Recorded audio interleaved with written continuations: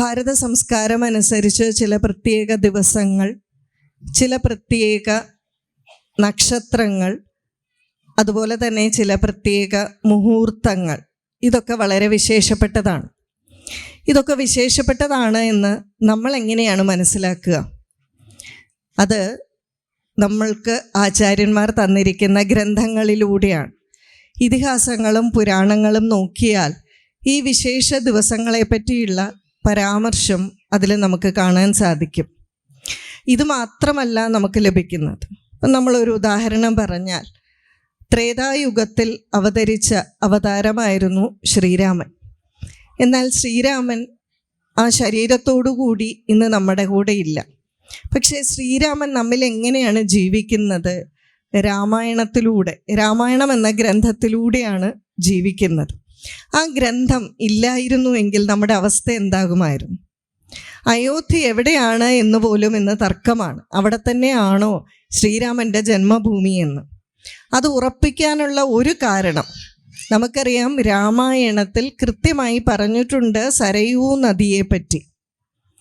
ഈ അയോധ്യ എന്ന് പറയുന്ന ഭൂവിഭാഗത്തിൽ ആ ഒരു ഭാഗത്തുകൂടി ഒഴുകുന്ന ആ ഒരു ഭാഗത്തിന് മാത്രമാണ് സരയൂ എന്ന് പേര്.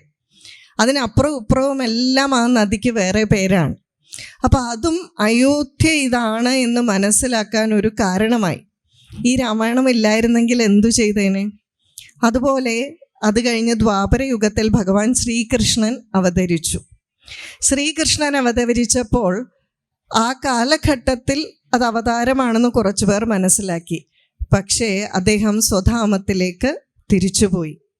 ഇന്ന് നമ്മൾ ആ ഒരു ശ്രീമദ് ഭാഗവതം ഉള്ളത് കൊണ്ട് ശ്രീകൃഷ്ണ ലീലകൾ മനസ്സിലാക്കുന്നു. ശ്രീകൃഷ്ണൻ ഇന്നും നമ്മളുടെ ഉള്ളിൽ തിളങ്ങി നിൽക്കുന്നു. ഗുരുവായൂർ എങ്ങനെ ഗുരുവായൂരായി? ഈ ഭാഗവതത്തിലൂടെയാണ്. ഭാഗവതത്തിൽ ഭഗവാനെ ശ്രീകൃഷ്ണൻ എന്നാണ് പറയുക. പക്ഷേ ഇന്ന് ഭാഗവതം ഉപാസിക്കുന്ന ആചാര്യന്മാരെല്ലാം എന്താ പറയുക? എൻ്റെ ഗുരുവായൂരപ്പ എന്നാണ് പറയുക. ആ ശ്രീകൃഷ്ണനെ പോലും പറയുന്നത് ഗുരുവായൂരപ്പ എന്നാണ്. എങ്ങനെയാണ്? ആ ഗുരുവായൂരിൽ ഇതുപോലെ തിരക്കൊന്നുമില്ലാതിരുന്ന കാലഘട്ടത്തിൽ എന്തു ചെയ്തു? എല്ലായ്പ്പോഴും ഏതെങ്കിലും ഒരു ആചാര്യൻ ഭാഗവതം വായിച്ചുകൊണ്ടിരുന്നു, ഭാഗവത പാരായണം നടത്തിക്കൊണ്ടിരുന്നു. അപ്പോൾ ആരെങ്കിലും വന്നിരുന്ന് കേൾക്കും. ഭഗവത് കഥകൾ നിരന്തരമായി കേട്ടുകൊണ്ടേയിരുന്നു. ആ ഭഗവത് കഥകൾ നിരന്തരമായി കേട്ടുകൊണ്ടേയിരിക്കുമ്പോൾ അവിടെ ആളുകളുടെ ഉള്ളിൽ ഭക്തി നിറയും. ആളുകളുടെ ഉള്ളിൽ ആ ഭഗവാനെ പറ്റിയുള്ള ചിന്ത കൂടുതലായിട്ട് വരും. ഭഗവാന്റെ ചരിതം മനസ്സിലാക്കണമെന്ന് തോന്നും. ചിലർ പറയും പ്രഭാഷണം നടത്തുമ്പോൾ, കഥകൾ പറയുമ്പോൾ വെറുതെ കഥകൾ മാത്രം പറയുന്നു എന്ന്. അങ്ങനെയല്ല. ശ്രീമദ് ഭാഗവതത്തിലെ കഥകളില്ലേ? രാമായണത്തിലെ കഥകളില്ലേ? പുരാണങ്ങൾ നോക്കിയാൽ കഥകളില്ലേ? ഇതിഹാസങ്ങളും പുരാണങ്ങളും എടുത്താൽ ഈ കഥകളാണ് നമ്മളുടെ സംസ്കാരത്തെ പിടിച്ചു നിർത്തുന്ന ഏറ്റവും പ്രധാനപ്പെട്ട ഒരു ഘടകം. അപ്പോൾ ഇന്നത്തെ ഗുരുവായൂർ, ആ ഗുരുവായൂരായത് അവിടെ ഇത്ര മാത്രം ആ ഭാഗവത പാരായണം നടന്നതുകൊണ്ടാണ്. അതുകൊണ്ട് ക്ഷേത്രങ്ങൾ അനുബന്ധിച്ച്, ക്ഷേത്രത്തോടനുബന്ധിച്ച് ഇവിടെ ഞാൻ പ്രഭാഷണം നടത്തുന്നു എന്നുള്ളത് കൊണ്ടല്ല, എല്ലായ്പ്പോഴും സദ്ഗ്രന്ഥങ്ങളുടെ പാരായണം, ഇപ്പം ഇവിടെയാണെങ്കിൽ ശിവപുരാണമോ പാരായണം, അതിൻ്റെ പ്രവചനമൊക്കെ നടന്നാൽ ആ ഒരു ദേശത്തിലെ ആളുകളിലേക്ക് അതെത്തും. അതുപോലെ ഈ ഗ്രന്ഥങ്ങളിൽ ഈ ഓരോ വിശേഷ ദിവസത്തിൻ്റെ പ്രാധാന്യവും പറഞ്ഞിട്ടുണ്ട്. ഇപ്പം ഇവിടെ തിരുവാതിര മഹോത്സവമാണ് എന്ന് പറഞ്ഞു. അപ്പം ഇത് നമുക്ക് അറിയാം, മകരമാസമാണ്. തിരുവാതിര നമ്മൾ ആഘോഷിക്കുന്നത് ധനുമാസത്തിലെ തിരുവാതിരയാണ്. തിരുവാതിര മഹാദേവനുമായിട്ട് ബന്ധപ്പെട്ട നക്ഷത്രമാണ്. ശരിക്കും ഈ നക്ഷത്രത്തിൻ്റെ പേര് ആതിര എന്നാണ്. എന്നാൽ മഹാദേവനുമായിട്ട് ബന്ധപ്പെട്ട നക്ഷത്രമായതുകൊണ്ട് അതിൻ്റെ ആ ഒരു ഡിഗ്രി കൂടി. അതുകൊണ്ട് നമ്മൾ എന്ത് ചെയ്തു? അതിന് കുറച്ച് ബഹുമാനം കൊടുത്തു. തിരുവാതിര എന്ന് ആക്കി നമ്മൾ മാറ്റി. കാരണം മഹാദേവനാണ് ആ നക്ഷത്രത്തിൻ്റെ ദേവൻ. 2 ഐതിഹ്യങ്ങൾ ഈ തിരുവാതിരയുമായി ബന്ധപ്പെട്ട് പറയാറുണ്ട്. പൊതുവെ നമ്മൾ ധനുമാസത്തിലെ തിരുവാതിര എടുത്താൽ അന്ന് പുരുഷന്മാർക്ക് വലിയ റോളൊന്നുമില്ല. ഇത് സ്ത്രീകളുടെ ഒരു ഉത്സവമാണ്. പക്ഷെ എന്തുകൊണ്ടാണ് സ്ത്രീകൾക്കായിട്ട് ഇങ്ങനെ ഒരു ഉത്സവം വെച്ചിരിക്കുന്നത്? ധനുമാസത്തിലെ തിരുവാതിര കഴിഞ്ഞു എന്ന് എനിക്കറിയാം, ഇത് മകരത്തിലെ തിരുവാതിരയാണ് എന്ന്.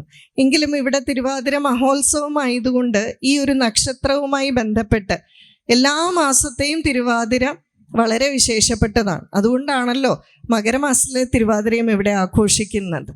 അപ്പോൾ 2 ഐതിഹ്യങ്ങളാണ് തിരുവാതിരയുമായി ബന്ധപ്പെട്ടിട്ട് ഉള്ളത്. ഒന്ന്, നമുക്ക് എല്ലാവർക്കും അറിയാവുന്ന ഒരു ചരിതം, മഹാദേവന്റെ പത്നിയായിട്ടുള്ള സതീദേവി തൻ്റെ പിതാവായിട്ടുള്ള ദക്ഷനാൽ അപമാനിക്കപ്പെട്ടപ്പോൾ ഹോമകുണ്ഡത്തിൽ തൻ്റെ ശരീരം ത്യജിച്ചു. പിന്നീട് മഹാദേവൻ കഠിനമായിട്ടുള്ള തപസ്സിലാണ്. എന്നാൽ ആ സമയത്താണ് ഭൂമിയിൽ താരകാസുരൻ്റെ ശല്യം കൂടി വരുന്നത്. താരകാസുരൻ ഒരു വരം മേടിച്ചിട്ടുണ്ട്. മഹാദേവന്റെ അംശത്തിലുള്ള ഒരു കുട്ടി, ആ കുട്ടിക്ക് 7 ദിവസം പ്രായമേ ആകാവുള്ളൂ. ഈ കുട്ടി മാത്രമേ തന്നെ വധിക്കാവുള്ളൂ. നല്ല ബുദ്ധിശാലിയാണ് താരകാസുരൻ. കാരണം സതീദേവി ഹോമകുണ്ഡത്തിൽ ചാടിയത് താരകാസുരൻ അറിയാം. അപ്പം അതുകൊണ്ട് ഒട്ടനെ ഒന്നും ഇത് നടക്കാൻ പോകുന്നില്ല എന്നറിയാവുന്നത് കൊണ്ട് നല്ലതുപോലെ കുരുട്ടു ബുദ്ധിയുള്ളത് കൊണ്ടാണ് ഇങ്ങനെ ഒരു വരം ചോദിച്ചത്. എന്താണെങ്കിലും താരകാസുരനെ കൊണ്ട് അവർ 3 പേരുണ്ട്, സഹോദരന്മാർ. 3 പേരെ കൊണ്ടും ആർക്കും ഇരിക്കപ്പുറതി ഇല്ലാതെയായി. അപ്പം എന്ത് ചെയ്തു? ദേവന്മാരെല്ലാം ബ്രഹ്മാവിനെയും വിഷ്ണുവിനെയൊക്കെ ശരണം പ്രാപിച്ചു. മഹാദേവൻ കഠിന തപസ്സിലാണ്. അപ്പോൾ പറഞ്ഞു, നമുക്കെല്ലാവർക്കും പോയി ഒന്ന് മഹാദേവനോട് അഭയം പ്രാപിക്കാം. അപ്പോൾ പറഞ്ഞു, തപസ്സിലാണ്, ഒരു രക്ഷയില്ല. അപ്പോൾ എന്ത് ചെയ്തു? കാമദേവനോട് പോയി പറഞ്ഞു, ഒന്ന് ആരെയെങ്കിലും ഒന്ന് വിവാഹം കഴിക്കാനൊന്ന് മനസ്സിൽ തോന്നണ്ടേ. അപ്പോഴാണ് മനസ്സിലായത്, ഹിമവാന്റെ പുത്രിയായിട്ടുള്ള പാർവതി ദേവി മഹാദേവനെ പതിയായിട്ട് ലഭിക്കണമെന്ന് ആഗ്രഹിച്ച് തപസ് ചെയ്യുന്നുണ്ട്. പക്ഷേ മഹാദേവൻ്റെ ഉള്ളിലൊരു അനുരാഗം വരണ്ടേ. അപ്പം കാമദേവനോട് പോയി പറഞ്ഞു. കാമദേവൻ പറഞ്ഞു, ഭഗവാനെ, ഞാൻ ഈ പരിപാടിക്കില്ല, വേറെ ആരോടും അല്ല ഇടപെടേണ്ടത്. ആ കണ്ണെങ്ങാനും തുറന്നാൽ എൻ്റെ കഥ കഴിയും. പക്ഷേ ലോക നന്മയ്ക്കായിട്ട് എല്ലാവരും നിർബന്ധിച്ചപ്പോൾ കാമദേവൻ അത് സമ്മതിച്ചു. എല്ലാവർക്കും അറിയാവുന്ന ചരിതമാണ്. അങ്ങനെ ആ കാമദേവൻ മഹാദേവനിലേക്ക് അമ്പെയ്യുകയാണ്. തൻ്റെ തൃക്കണ്ണ് തുറന്നു. ഒരു വശത്ത് പാർവതി ദേവി ഉണ്ട്, പക്ഷേ മറുവശത്ത് മറഞ്ഞു നിൽക്കുന്ന കാമദേവനെ കണ്ടു. തൃക്കണ്ണ് തുറന്നു, ചാമ്പലാക്കി. പക്ഷെ ഇവിടെ വലിയൊരു പ്രശ്നം വന്നു. കാമനില്ലെങ്കിൽ സ്ത്രീ പുരുഷന്മാരിൽ അനുരാഗമുണ്ടാകില്ല. അനുരാഗമില്ലെങ്കിലോ സൃഷ്ടി ഇല്ലാതെയാവും. അപ്പോൾ വലിയ പ്രശ്നമായി. അപ്പോൾ എന്ത് ചെയ്തു? ദേവന്മാരെല്ലാം വീണ്ടും പോയി പറഞ്ഞു കാര്യങ്ങളെല്ലാം. അവസാനം എന്താണെങ്കിലും ആ കാമദേവനെ ജീവിപ്പിച്ചു. പക്ഷെ ഒരു കാര്യമുണ്ട്, ശരീരമില്ലാതെ. നമ്മൾ ആരെങ്കിലും കാമദേവനെ ശരീരത്തോടു കൂടി കണ്ടിട്ടുണ്ടോ? കാമത്തിന് ശരീരമുണ്ടോ? രൂപമൊന്നുമില്ല, സൂക്ഷ്മമാണ്. എന്താണെങ്കിലും പാർവതി ദേവിയെ വിവാഹം കഴിച്ചു. ആ വിവാഹം കഴിച്ച പുണ്യദിനമാണ് തിരുവാതിരയായിട്ട് അറിയപ്പെടുന്നത്. അപ്പോൾ ഇവിടെ ഈ തിരുവാതിര സ്ത്രീകളുടെ നിശ്ചയദാർഢ്യത്തിനെ സൂചിപ്പിക്കുന്നുണ്ട്. വളരെ സുന്ദരിയായിട്ടുള്ള ആ പാർവതി ദേവി ആ മഹാദേവനെ ലഭിക്കണമെന്ന് വിചാരിച്ച് വളരെയധികം കഠിനമായിട്ടുള്ള തപസ്സാണ് ചെയ്തത്. അപ്പോൾ ഒരു സ്ത്രീയുടെ നിശ്ചയദാർഢ്യം എത്രമാത്രം ശ്രമിച്ചും താൻ നേടിയെടുക്കുമെന്നുള്ള നിശ്ചയദാർഢ്യത്തിനെ സൂചിപ്പിക്കുന്നുണ്ട്. അതുപോലെ തന്നെ ആ ദിവസം സ്ത്രീകൾ നല്ല കുരവയിട്ടും കുളിക്കാനായിട്ടും ആർത്തുല്ലസിച്ചൊക്കെ പോകുന്നുണ്ട്. അതിന് കാരണം എന്താണെന്ന് വെച്ചാൽ പാർവതി ദേവിയുടെ സന്തോഷമാണ്. വിവാഹം കഴിഞ്ഞ് കൂട്ടുകാരികളുമായിട്ട് ഊഞ്ഞാലാടുകയും ഉല്ലസിക്കുകയും കാട്ടുപൂക്കളൊക്കെ തലയിൽ വെച്ച് സന്തോഷിക്കുകയൊക്കെ ചെയ്യുന്നുണ്ട്. അപ്പം അതിൻ്റെ ഒരു പ്രതീകം എന്നുള്ള രീതിയിലാണ് ഈ തിരുവാതിര ആഘോഷിക്കുന്നത്. സ്ത്രീകളുടെ ഉല്ലാസം, സ്ത്രീകളുടേതായിട്ടുള്ള ഒരു ലോകം, അത് മഹാദേവൻ പോലും അനുവദിച്ച് കൊടുത്തിരിക്കുന്നതാണ്. ഇതൊരു ചരിതം. ശിവപുരാണത്തിൽ ഈ ചരിതങ്ങളെല്ലാം പറയുന്നുണ്ട്. രണ്ടാമത് പറയുന്നത്, ദാരുക വനത്തിൽ കുറേ ഋഷിമാർ തപസ് ചെയ്തുകൊണ്ടിരുന്നു. പക്ഷെ തപസ് ചെയ്തവർക്ക് ശക്തി കൂടിയപ്പോൾ അവർക്ക് അഹങ്കാരമുണ്ടായി. അപ്പം എന്തായി? മഹാദേവന് ഹവിസ് സമർപ്പിക്കാതെയായി. മഹാദേവൻ പോലും അവർക്ക് പ്രാധാന്യമില്ലാത്തതായി. അപ്പം എന്തായി? ദേവന്മാരെല്ലാവരും വന്ന് പരാതി പറയാൻ തുടങ്ങി. മഹാദേവനും വിഷമായി. മഹാദേവൻ എന്ത് ചെയ്തു? മഹാവിഷ്ണുവിനെ കൂട്ടുപിടിച്ചു. ഇങ്ങനെ വിട്ടാൽ പറ്റില്ലല്ലോ, നമുക്ക് എന്തെങ്കിലും ഒരു പരിഹാരം ഉണ്ടാക്കണം എന്ന് പറഞ്ഞ് ഇവർ രണ്ടുപേരും എന്ത് ചെയ്തു? മഹാവിഷ്ണു മോഹിനിയുടെ രൂപത്തിലും മഹാദേവൻ ഒരു ഭിക്ഷക്കാരൻ്റെ രൂപത്തിലും ഋഷിമാരുടെ അടുക്കലേക്ക് ചെല്ലുകയാണ്. പക്ഷേ യാഗം ചെയ്തുകൊണ്ടിരുന്ന ഋഷിമാർക്ക് മോഹിനിയെ കണ്ടപ്പോൾ ശ്രദ്ധ പോയി. അവരെന്ത് ചെയ്തു? യാഗം നിർത്തിവെച്ചിട്ട് മോഹിനിയുടെ പുറകെ പോയി. പക്ഷെ അതോടൊപ്പം ഭിക്ഷക്കാരനെങ്കിലും വളരെയധികം സൗന്ദര്യമുള്ള ആ ഒരു യുവാവിനെ കണ്ടപ്പോൾ ഋഷിമാരുടെ പത്നിമാർക്ക് മോഹം വരാൻ തുടങ്ങി. അപ്പം അവരെന്ത് ചെയ്തു? പ്രസാദമൊക്കെ കൊണ്ട് ഉണ്ടാക്കാനിരുന്ന അവര് ആ ഭിക്ഷുവിൻ്റെ കൂടെയും പോകാൻ തുടങ്ങി. പക്ഷെ കുറച്ച് കഴിഞ്ഞപ്പോഴാണ് മനസ്സിലായത് യാഗം ഹോമമൊക്കെ മുടങ്ങിയെന്ന്. കാരണം എന്താണ്? ഇവിടെ ഹവിസൊന്നും കൊടുക്കുന്നില്ലോ, പിന്നെ എന്തിനാണിത് ചെയ്യുന്നത്? ഇത് മുടക്കാൻ വേണ്ടിയിട്ടാണ് ചെയ്തത്. അത് കഴിഞ്ഞ് നോക്കിയപ്പോഴാണ് പത്നിമാരാരും ഇല്ല. നമ്മളാരുടെ പുറകെ പോയാലും കുഴപ്പമില്ല, പക്ഷെ പത്നിമാർ പോകുമ്പോൾ അത്ര സഹിച്ചില്ല. അപ്പോൾ വിചാരിച്ചു അങ്ങനെ വിട്ടാൽ പറ്റില്ലല്ലോ. അതിനായിട്ട് ഋഷിമാർ തൻ്റെ തപശക്തി ഉപയോഗിച്ച് അവർ ഒരു പുലിയെയും ഒരു പാമ്പിനെയും സൃഷ്ടിച്ചയച്ചു. പക്ഷെ അതിനുള്ളിൽ മോഹിനി വൈകുണ്ഠം എത്തി. നല്ല സ്പീഡായിരുന്നു. ഭിക്ഷുവിൻ്റെ അടുക്കലേക്കാണ് പിന്നെ ഈ പുലിയെയും പാമ്പിനെയും അയച്ചത്. മഹാദേവൻ എന്ത് ചെയ്തു? പുലിയുടെ തോല് കീറി നേരെ കുറച്ചെടുത്ത് ധരിച്ചു, ഇരിപ്പിടമൊക്കെ ആക്കി. പാമ്പിനെ എടുത്ത് കഴുത്തിലും അണിഞ്ഞു. പോയ ആളുകളൊന്നും തിരിച്ചു വരുന്നില്ല. ഋഷിമാർ രണ്ടുപേരെ പറഞ്ഞു വിട്ടു, അവരൊന്നും തിരിച്ചു വരണില്ല.